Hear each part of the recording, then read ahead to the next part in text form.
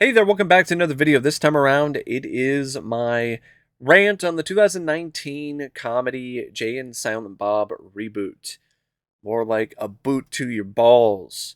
Now, before I get around to sharing more of my thoughts on this film, I want to give a special shout out to Christian for requesting this video. And if there's another film, TV show, or topic that you would like to see me discuss in the future, feel free to donate to my PayPal. The link will be in the video description down below, and I'll try to get to it as soon as I possibly can. Now, Jay and Silent Bob Reboot is a sequel, despite the fact that it has reboot in the title, to Jay and Silent Bob Strike Back. And it's another entry in the View Askew universe. In fact, it's the first entry in the View Askew universe since Clerks 2. And Kevin Smith directs this one as well as writes it, just like he did with the other films. But this is not the same Kevin Smith who's writing and directing this time around. This is the Kevin Smith from the current crop of films, or crap, that has clearly lost his touch and is a shell of himself when it comes to his creative vision, when it comes to his ability to direct and write in particular. His writing has definitely suffered immensely over the years after all of the amount of weed that he's smoked since Zack and Mary Make a Porno. And what's really sad about this film in particular is that he returns to his wheelhouse here. And you would think that, okay, you know, Zack and Mary Make a Porno and Yoga Hosers and Tusk and Red State, like, those didn't pan out because it's not really the kind of films that are in Kevin Smith's DNA. This isn't his wheelhouse. This isn't his strong suit. So here he's back to the View Askew universe. He's working with Jay and Silent Bob and all these characters. So you would think that, all right, now he's back to his comfort zone. He's not doing Cop Out. The results are going to be better. But that's not the case. The results are marginally better at best. But that's solely due to some of the fan service in this movie and not much else.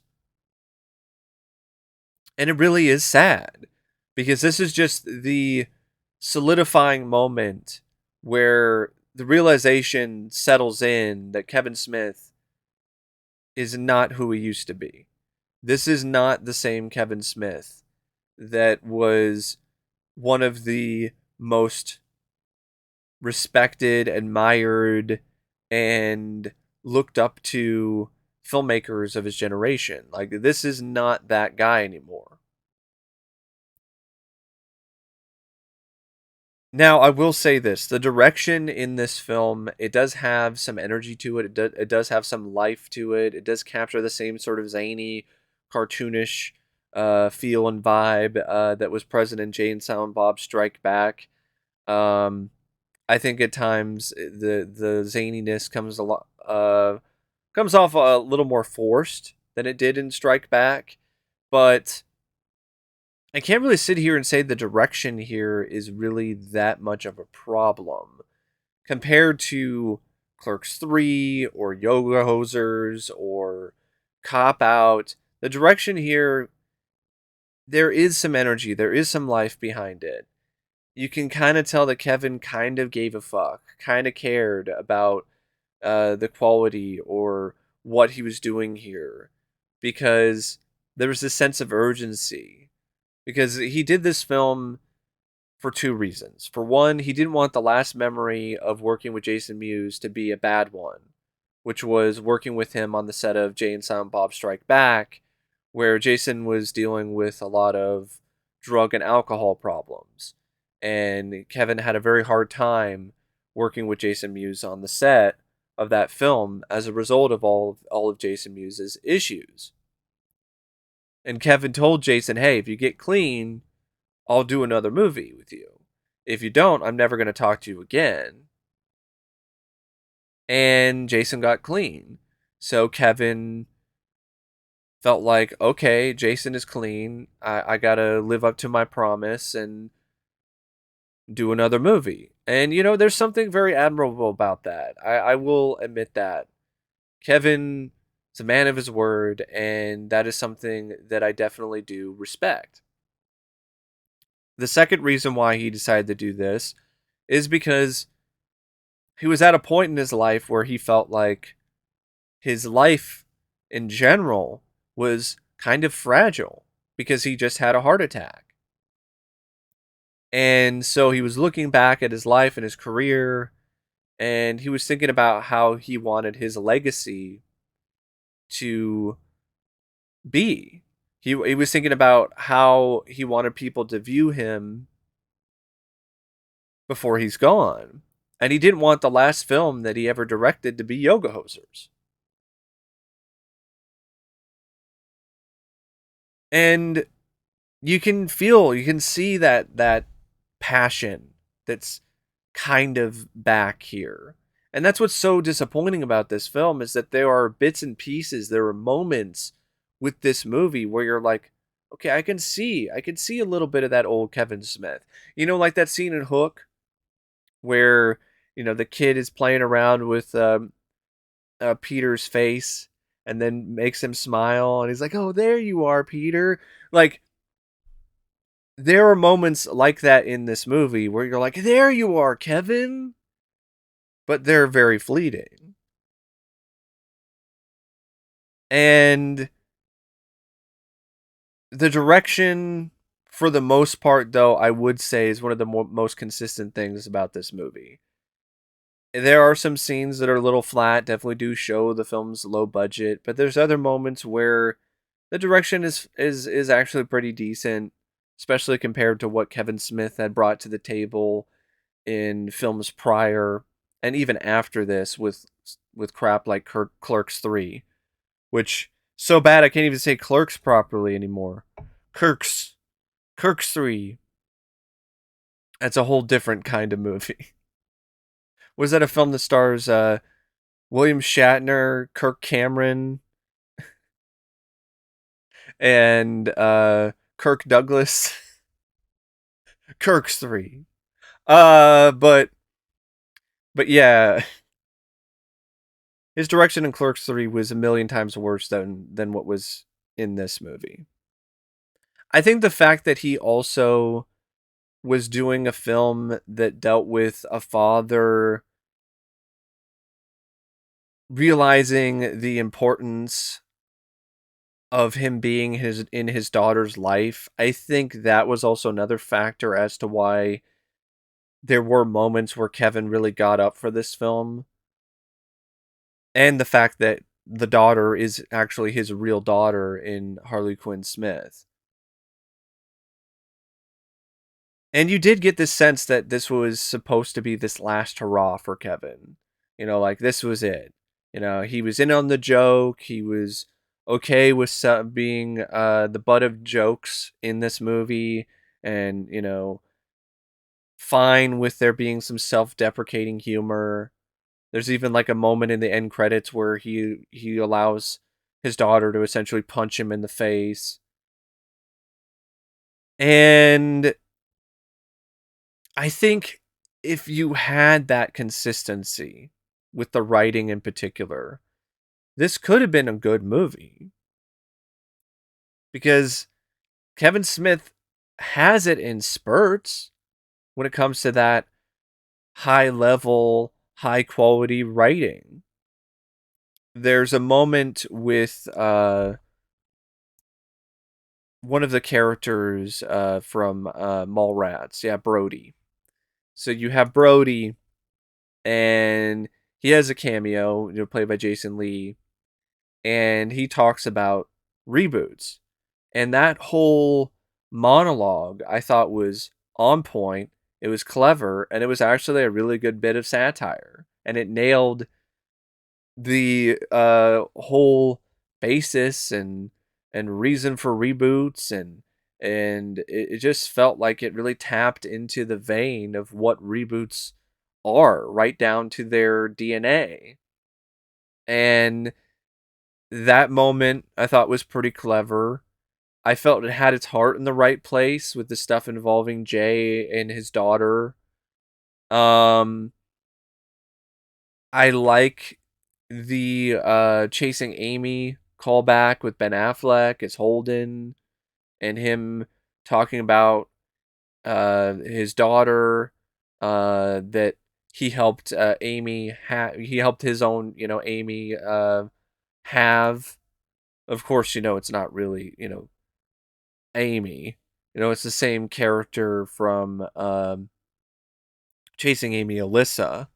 So he helped Alyssa have this kid, and they named her Amy, which I thought was sweet. So there are some sweet, heartfelt moments of fan service that work.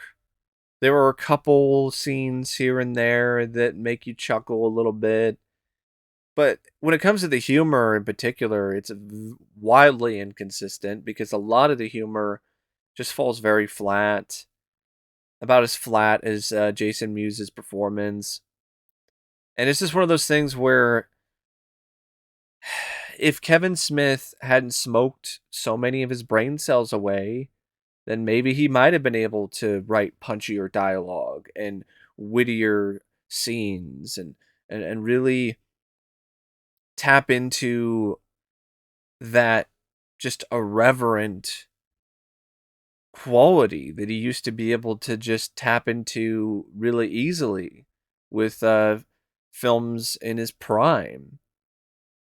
A lot of this script is just retreads. It's retreads of old tired ideas and jokes and callbacks, and it's the kind of stuff where it's very lazy. It's incredibly lazy, and as a result, it's very frustrating and disappointing because you're like, okay, after all this time, you are back in your wheelhouse. You're doing another View Askew film, and the same bad humor, the same lazy writing that was present in Cop Out and Yoga Hosers is present here. It's depressing. It really is. You get the gang back together again, and you deliver a very low effort, low energy, low quality product.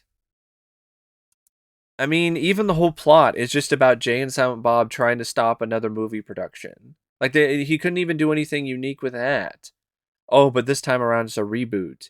And this time around, you have the girl who plays Supergirl in the TV show who plays Chronic, who is gender swapped. And then you have Blunt Man, who's played by Val Kilmer. Get it? Because Val Kilmer was Batman in Batman Forever. But seeing Val Kilmer in this state, this is just really, that just makes the film even sadder. It doesn't help the movie having Val Kilmer in this film because he can't talk. And this is Val Kilmer when he was, not doing well health wise. So it's just sad to see Val Kilmer like this. And it just makes an already sad film even more depressing to watch.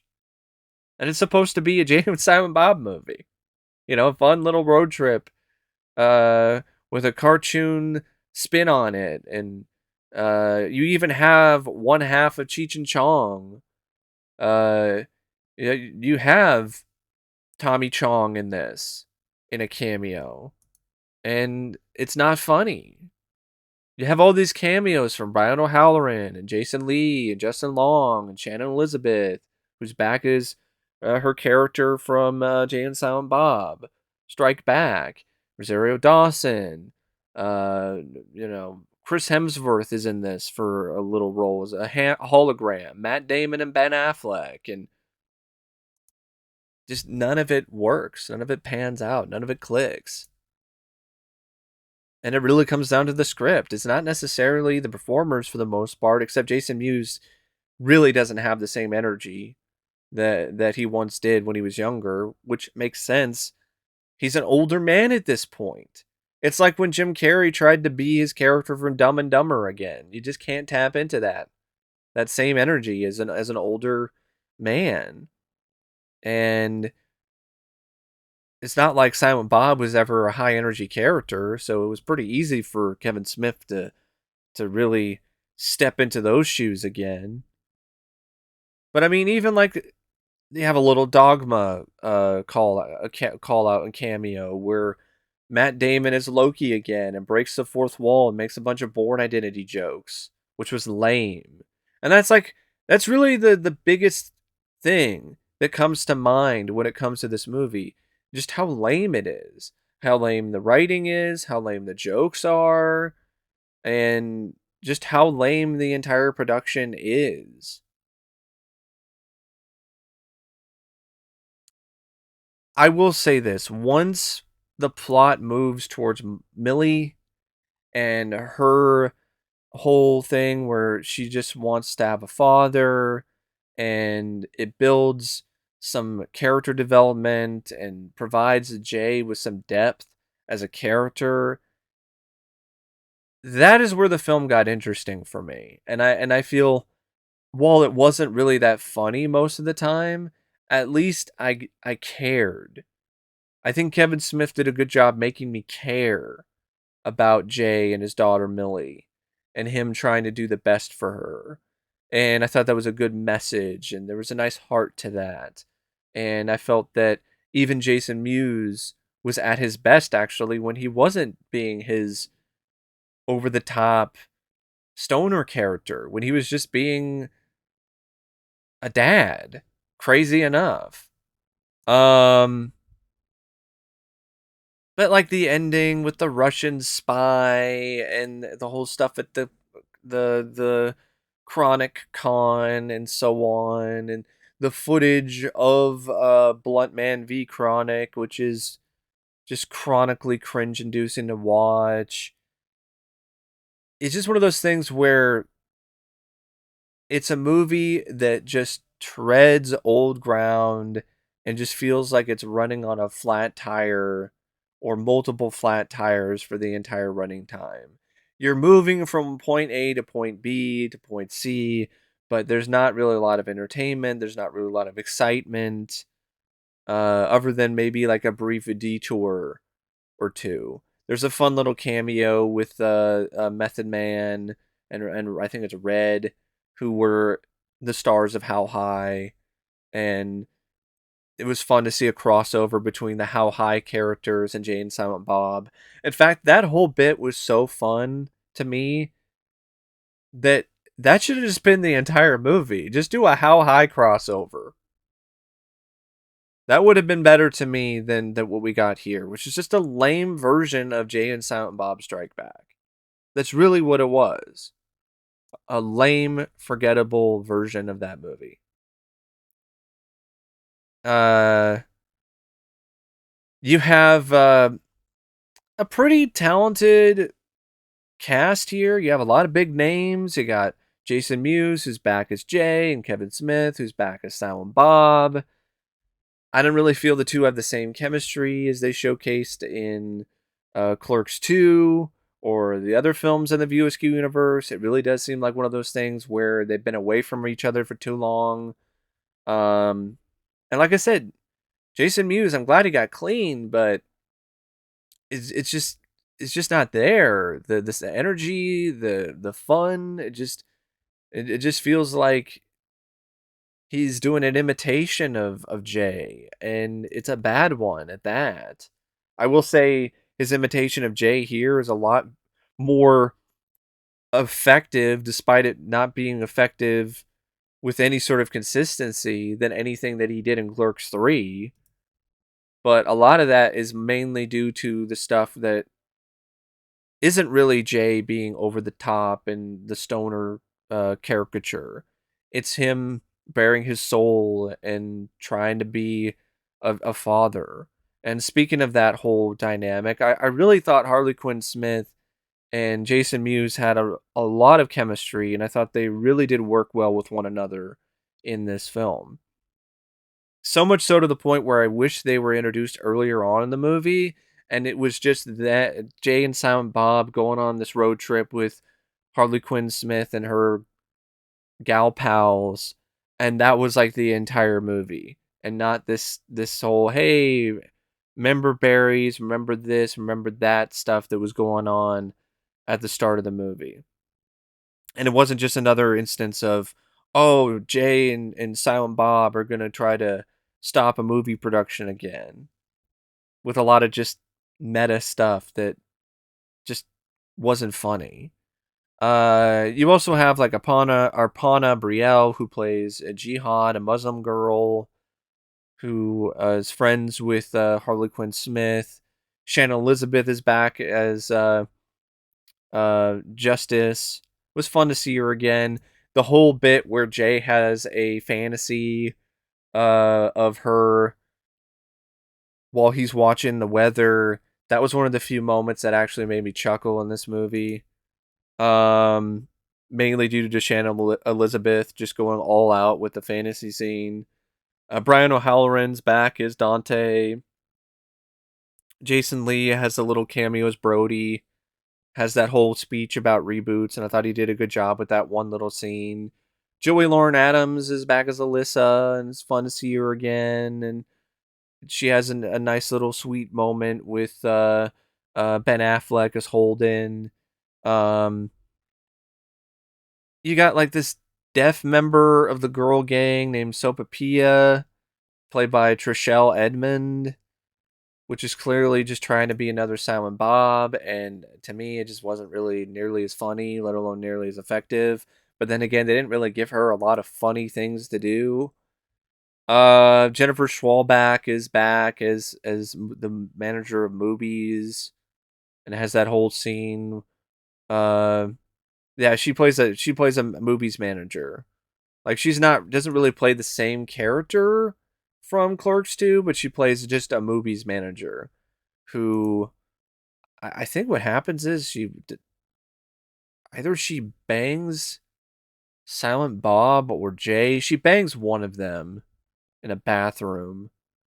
Um, Alice Wen plays Shan Yu, the Chinese girl who actually is not who who she says she is. Sorry, apparently I can't speak. Apparently I must have smoked a blunt before I did this. I decided to record this video. Um, Craig Robinson plays this judge named Judge Jerry N. Executioner. Get it? Yeah. And Joe Manganiello plays this bailiff, and Justin Long plays this lawyer who I guess is the same. Yeah, the same role from Zack and Mary Make a Porno. Uh oh, he plays Brandon St. Randy, so it's the same character. All right, whatever. And he's the reason why Jay and Silent Bob have to go try to stop the remake from the reboot from being made, because they sign a contract and that signs over their names to Saban Films. Whatever, just lame, not funny. Justin Long was just cringe-inducing. His cameo felt like it was 30 minutes long, and it was just unfunny, and he was just making a stupid voice again. I don't understand why Kevin Smith finds that funny. Probably because he's high as balls while he's shooting these movies. He did a funny voice. This shit's hilarious. It's not funny. It really isn't. Chris Jericho of all people as a cameo as a Grand Wizard of the KKK. You have the guy from Portlandia, Fred Armisen. He plays this vehicle for hire driver for this ride along app, which I think it's not called ride along. It's called something else, which is a euphemism for butt sex. Because it's hilarious. Instead of like, it's about giving somebody a ride in their ass with your dick. Ha ha ha ha. Yeah, Matt Damon, he's there as Loki again, but it's sad. It's so sad and embarrassing to see Matt Damon in that scene just make nothing but Bourne Identity jokes.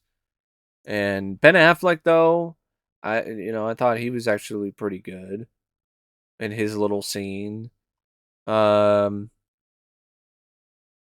but yeah, there's really not much other than, Dietrich Bader, who's back as the security guard, who was the security guard in the previous film in Jay and Silent Bob Strike Back. And of course, Chris, Hemsworth, who plays, Chris Hemsworth, who plays a holographic projection of himself. Stan Lee has a mid-credit scene. I know Stan Lee was supposed to be in the film more, but Stan passed away before Kevin was able to actually start filming the movie. So they decided to cut his scenes and went in a different direction. So it's just one of those things where, yeah, you got a good cast, but you don't really have a good script to give them for the most part. And it just feels like a waste. I mean, even some of the jokes are just rehashed and reused. Like the whole Goodbye Horses bit with Jay, where he, tucks. Like they do that again. And I'm like, that doesn't really work. That was funny as a one-off, as like an awkward, like, whoa, what the hell is he doing kind of thing, where it was like an unexpected bit of just craziness. Here, it's you've already seen it, and now it's just weird and not funny. And so that's how a lot of this movie is. It's just weird, or it's not funny. You got this whole like thing in the end where Silent Bob finds an Iron Man suit and then starts attacking a bunch of these Russian terrorists at the end of the movie. Like now it's an Iron Man parody. And you're like, okay, where did this come from? And it's just randomness. It's the result of a pot-addled Kevin Smith, where the majority of the time he's high. He's high as a fucking kite. He doesn't know where he is half the time. So he's writing these films, and there'll be these moments of inspiration. There'll be these moments where, okay, he's tapping into that experience that he has as a genuinely good writer. And then there'll be a lot of these other moments where he just puts this random bullshit in there because he thought it was funny. And when you're impaired, when you're high, so many things are funny to you that aren't necessarily as funny to other people, let alone as funny to yourself when you're not high. So you get a lot of the stuff in this where you can just tell that Kevin Smith is high when he wrote this. Or just like, okay, yeah, that's clearly one of those bits that he threw in there because he had smoked a bowl and then he started writing and then something popped in there and he was like, ha ha ha, that's the funniest shit ever, and then put it in there. Like, oh, I gotta put that in there. That's hilarious. And to me, it's just not the best way to write a comedy. It's not the best way to write a film, period. And then he would just throw in a bunch of just lazy fan service to really try to top it off. And the film isn't really that impressive from a technical standpoint. But it's not like a lot of Kevin Smith's films were, other than maybe Dogma. But yeah, not really that impressive in terms of the cinematography by Yaron Levy, the editing by Kevin Smith. I think he's definitely done a better job in the past, especially him and Scott Mosier. The editing here, there's a lot of moments where the joke kind of drags on a little bit too much, or there are certain scenes that just don't really have the same punch to them with the editing. It just feels like they're just kind of shuffling around as if the film itself is baked. And it's like a 105-minute long movie, but it goes at a pretty slow pace because there's really not a lot to be invested in for a good amount of the running time. You don't really care about Jay and Silent Bob as these older stoners trying to get their names back. You don't really care about them trying to stop another film adaptation of Bluntman versus Chronic being made. You don't really care about a lot of that stuff.